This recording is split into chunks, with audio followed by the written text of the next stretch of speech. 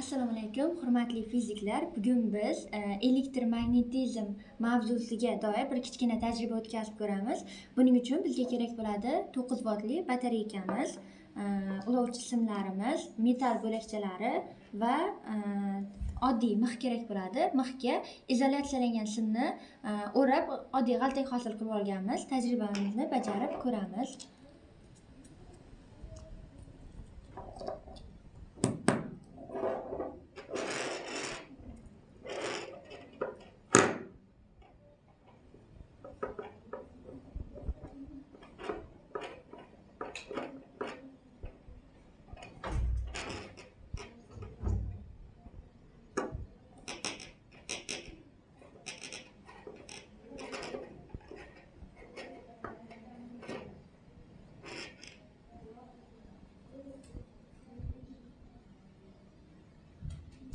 Ko'ryapmizki, miximiz magnetlanib qoldi va temir bo'lakchalarni o'ziga tortib olmoqda.